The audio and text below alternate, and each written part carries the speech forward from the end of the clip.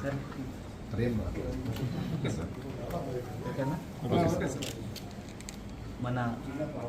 భారత రాజ్యాంగ నిర్మాత డాక్టర్ బిఆర్ అంబేద్కర్ గారి యొక్క జయంతి సందర్భంగా ఈరోజు మన నెల్లూరు జిల్లా వైఎస్ఆర్ కాంగ్రెస్ పార్టీ కార్యాలయంలో ఈరోజు ఘనంగా ఆయన జన్మదిన వేడుకలు జరుపుకోవడం జరిగింది.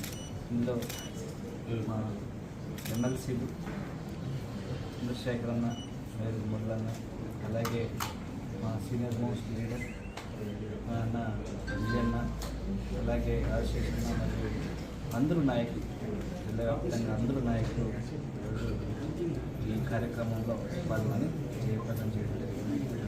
ఆ మహనీయుని యొక్క చేసినటువంటి సేవలు కొనియాడుతూ భారత రాజ్యాంగం ఎంత పటిష్టంగా ఉండడం వల్ల ఈరోజు దేశవ్యాప్తంగా ప్రజాస్వామ్యం పరిగణిస్తుంటే, కానీ ఆంధ్ర రాష్ట్రంలో మాత్రం దానికి విరుద్ధంగా, భారత రాజ్యాంగానికి విరుద్ధంగా రెడ్ బుక్ రాజ్యాంగం మాత్రమే ఇక్కడ పరిపాలన సాగిస్తుంది. కాబట్టి ఈరోజు రాష్ట్రంలో ఎక్కడ చూసినట్టు అశాంతి, అలాగే అవినీతి రాజ్యం వెళుతూ ఉంది.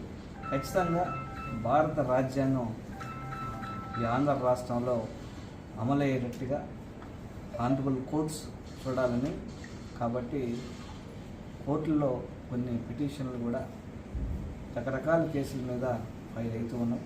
మనం చూస్తున్నాం, కక్ష సాధింపు చర్యలే ఆంధ్ర రాష్ట్రంలో ఎక్కువైపోయాయి. ఈరోజు ఊళ్ళు ఖాళీ అయిపోయే పరిస్థితి. టీడీపీకి ఓటేస్తేనే ఆ ఊళ్ళల్లో ఉండాలి. టీడీపీకి ఓటేయకుండా ఎవరైనా వైఎస్ఆర్ కాంగ్రెస్ పార్టీకి పనిచేస్తుంటే వాళ్ళని అక్రమ కేసులు బలపరిచి, అలాగే హింసించి, అలాగే కొట్టి ఈరోజు రాష్ట్రంలో పలు ప్రాంతాల్లో ప్రజలని తరిమేయడం జరిగింది. దీని మీద కూడా కోర్టుల్లో కేసులు ఫైల్ చేస్తున్నాం. అలాగే హ్యూమన్ రైట్స్ కమిషన్కి, ఎస్సీ కమిషన్కి, ఎస్టీ కమిషన్కి పలు కంప్లైంట్లు పెట్టున్నాం.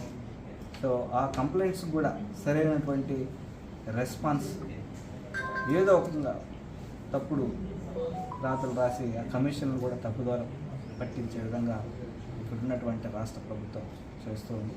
ఖచ్చితంగా దీని మీద ఉద్యమం చేస్తాం. డాక్టర్ బిఆర్ అంబేద్కర్ గారు కలగన్న ఆశయాలు ఈ రాష్ట్రంలో అమలయ్యే విధంగా ఖచ్చితంగా వైఎస్ఆర్ కాంగ్రెస్ పార్టీ సర్వశక్తుల వడ్డీ పోరాడతామని తెలియజేస్తాం.